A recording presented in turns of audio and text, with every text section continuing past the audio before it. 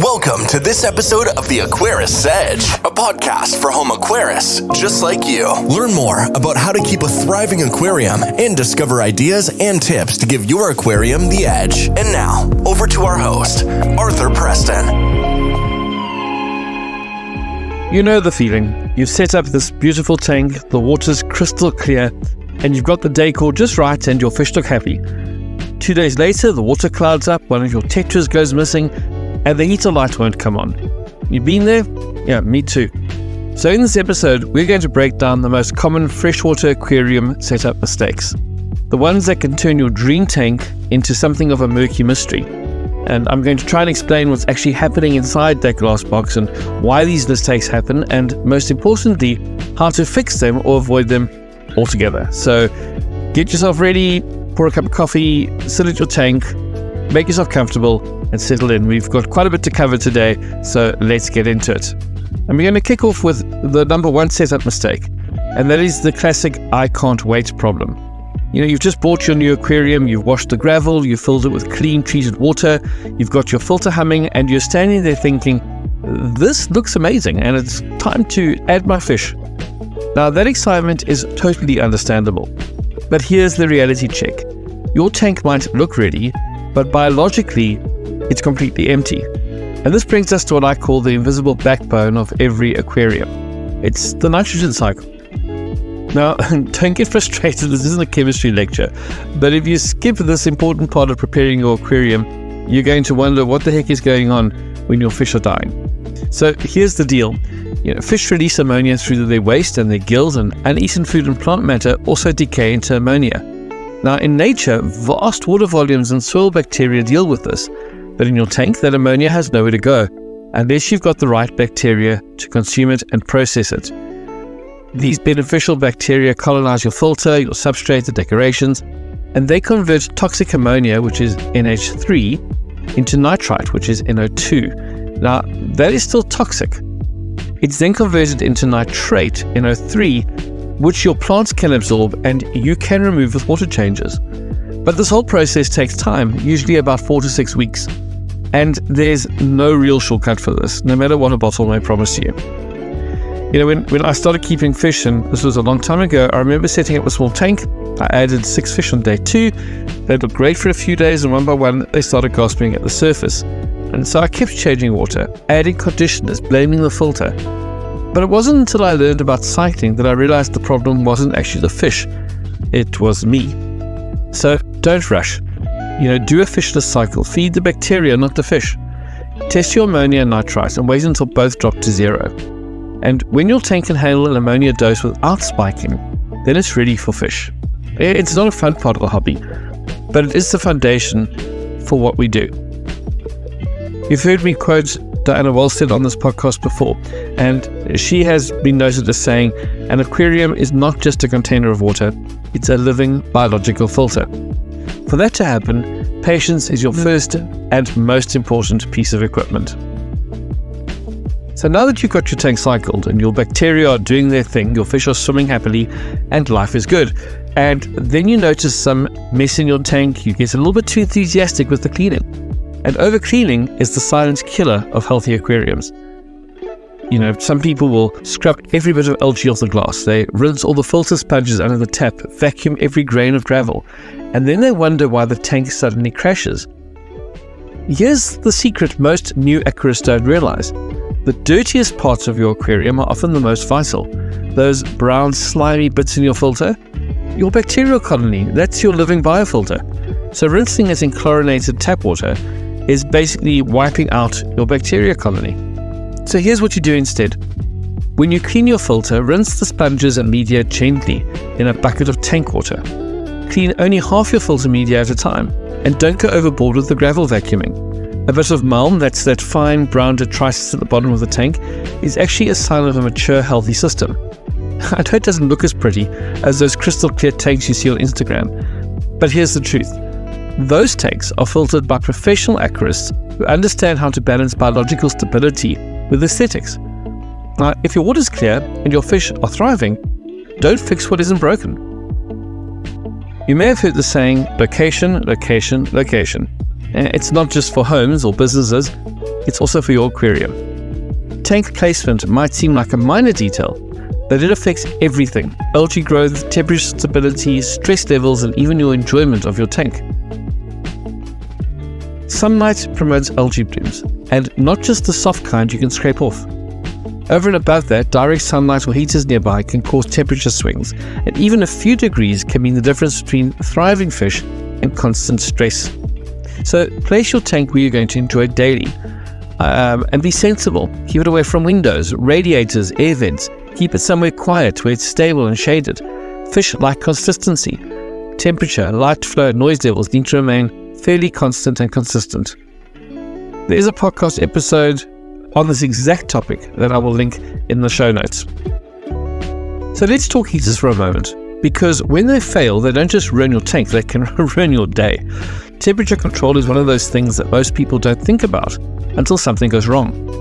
But even small errors here can wreak havoc on fish health. Tropical freshwater fish evolved in environments where temperature changes slowly, in rivers and lakes and floodplains, and so when your aquarium fluctuates 3 degrees Celsius in a day, that's like a roller coaster for your fish's metabolism. And using a heater that's too small for your tank is not great. It's a common mistake that we see.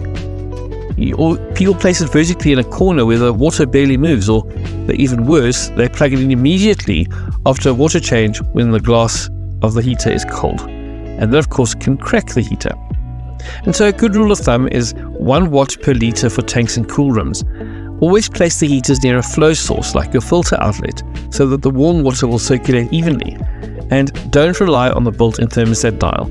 Use a separate thermometer, better yet have 2 on opposite sides of the tank. And if your budget allows, invest in a heater controller with a fail-safe shutoff. Now here's another one that we often fall for. We love our hobby, we enjoy the fish, we enjoy the animals, and we go to our local fish store, or we're browsing online to buy something new for our tank, and man, it is so tempting to buy so many different things, and to have that gorgeous blue gourami, the electric yellow lab, the cute little panda cories, and we want all of them. And suddenly we're convincing ourselves that our 60-litre tank can somehow fit 15 fish in it because they're small. Well, we've all done this. If we're honest about it, we're very tempted to do it now, even though we may know more. But, here's the problem. Every fish that you add changes your tank's balance, and every one produces waste, consumes oxygen, and adds to the biological load that your filter needs to process. And this isn't about numbers only. It's also about size over time. So you buy a tiny angelfish at 5 centimeters, and in 6 months, it's a graceful 15 centimeter beauty with long fins and a big appetite. And that lovely little pleco, he's cute now, but in a year he's going to be the size of your forearm and trying to rearrange your entire aquascape at night. So here's how to think about your stocking. Make sure you understand what the adult size of the fish is. Don't just look at it in the shop tank and go, oh, that'll fit in nicely. Do your homework. You got to factor in territorial behavior. Some fish like betters or dwarf cichlids need space even if they're small. You also have got to plan for oxygen demand. You need to make sure that there's more surface agitation or air stones if you like active species. And also remember that a tank that looks understocked is almost always healthier, cleaner, and calmer than one that is packed to the brim. Somebody said to me once, you don't fill your tank with fish, you fill it with balance. And I just think those are wise words and something to bear in mind as we look at our tank stocking. So let's say we've done that. We've avoided overstocking, we've got our heater right, we've got our balance of our water right.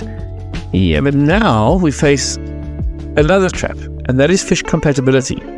Because not all fish friendships are meant to be.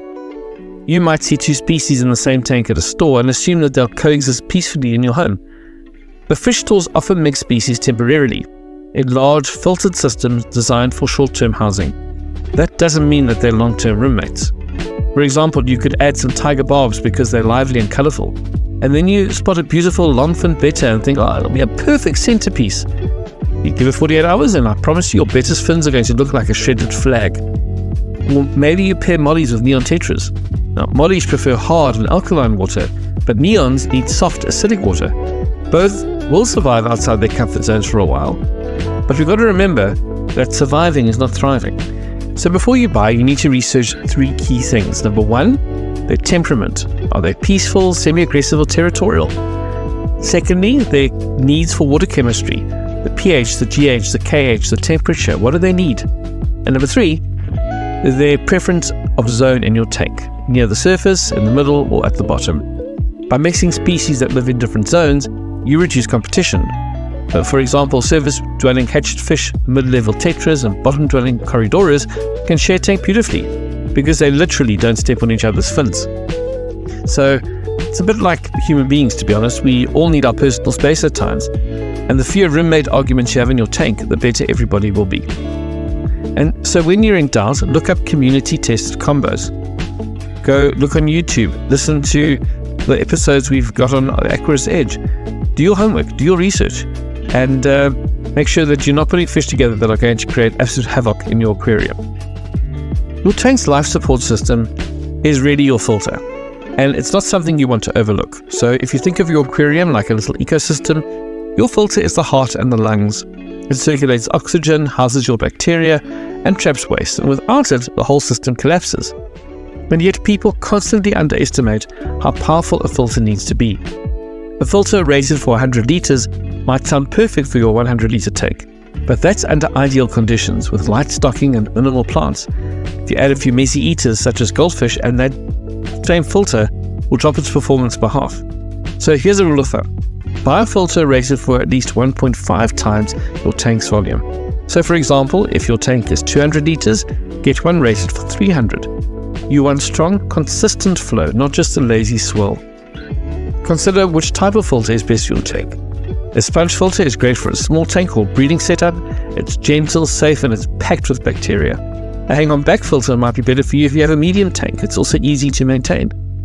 A canister filter is great for larger aquariums. They're customizable and they're efficient. And then you can have your internal filters. These are very compact, they're limited, and they're fine for temporary setups or quarantine tanks. Also, don't forget the direction of the flow from the filter. Aim your filter outlet slightly upward to ripple the surface because that will improve gas exchange and oxygen levels. And if you've got plants, adjust the flow to avoid uprooting them. Remember that stagnant corners are breeding grounds for detritus and cyanobacteria. If your water turns cloudy, even though your filter is running well, check that the impeller is not clogged. Check that you've got your mechanical filtration before your biological filtration, and also make sure that your flow rate is adjusted because slow flow can equal poor oxygen, and then the bacteria in your tank will also suffocate. And so your filter really is your quiet worker behind the scenes. So respect it, clean it properly, and never turn it off overnight. Let's now look at the bright side of keeping fish. That's the lighting. It's where your tank comes alive with the glow of the plants, the shimmer of the fish, your aquascape looking like a living painting. But if you get it wrong, you'll be scraping green fuzz off everything for weeks. The lighting isn't just about brightness, it's about balance. It's a relationship between light, nutrients, and carbon dioxide. If you provide too much light without enough nutrients or CO2, algae moves in. Too little light, and your plants will melt away. For low light tanks, you would use plants such as Anubias and Java fern and Cryptocorim, about 8 hours of light per day. For medium light tanks, that's 8 to 9 hours a day. Plants like Amazon swords or Hygrophila are fantastic. And for high light tanks, that's 10 hours. You want things like Monte Carlo, which is a carpet plant. But then use that if you're dosing with fertilizers and injecting CO2. Just make sure that you are turning off your lights when you need to and turn them on when you need to, and try and get a consistent routine in place for that. You know, I think it's good to remember that plants are a bit like teenagers. They need light, food, and a schedule. There's too much of any one thing, and they become rebellious. And then, of course, there's maintenance. It's the unglamorous but essential side of keeping fish. You know, we all love setup day. You know, it's fun to put your tank together. You get your tank set up, your water sparkling, you've cycled your tank, now it's time to put fish in. It's great. But 3 weeks later, when the filter needs cleaning and the substrate's covered in debris, suddenly maintenance day might be something you want to put off. But you don't really want to do that because regular maintenance isn't just about cleanliness, it's about stability.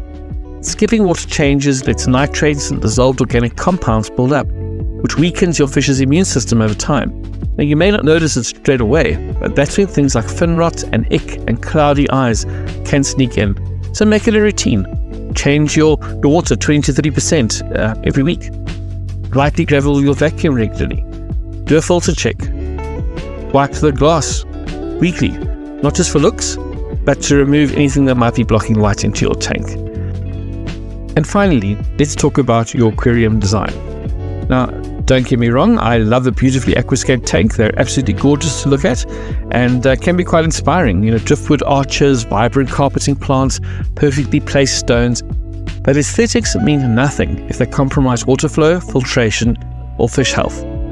Too many beginners stack rocks tightly, blocking flow and creating dead zones where detritus collects, or they plant dense foregrounds that prevent water circulation, suffocating the roots. Even decor placement matters. Filters need clearance, heaters need space for circulation, and fish also need open swimming areas. So when planting your scale, think like a fish.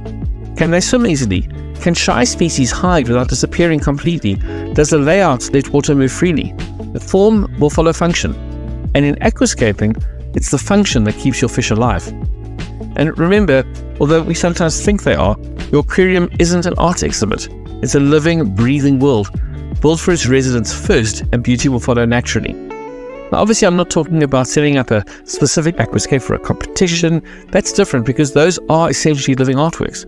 But the aquarium that sits in your home, that sits in your fish room, that's designed to be a living ecosystem for its residents, function. Keep your fish alive, keep them healthy, and build around that. Well, there you have it. Those are 10 of the most common and most important freshwater aquarium setup mistakes to avoid. From the invisible world of bacteria to lighting, everything in your aquarium is connected. And when you respect that balance, your fish reward you with color and health and natural behavior that no artificial setup can match. Folks, if today's episode has been helpful to you, or if you've been reminded of a mistake you once made, let us know. We would love to hear your stories. Add a comment in the podcast app, put a comment on the YouTube page if you happen to be watching or listening to this on YouTube. We love to hear what you've been up to and the lessons that you've learned along the way. And if you are listening on YouTube, please subscribe to the channel, hit a like on this video and the notification bell so you don't miss any future episodes. If you are listening on your podcast app, please rate the podcast, review it, and leave a comment. Always good to hear from those of you who are regular listeners. A new episode of this podcast goes out each week. And so until next week, when we explore another topic related to freshwater aquarium keeping, keep learning, keep discovering, and keep enjoying this amazing hobby. Bye for now.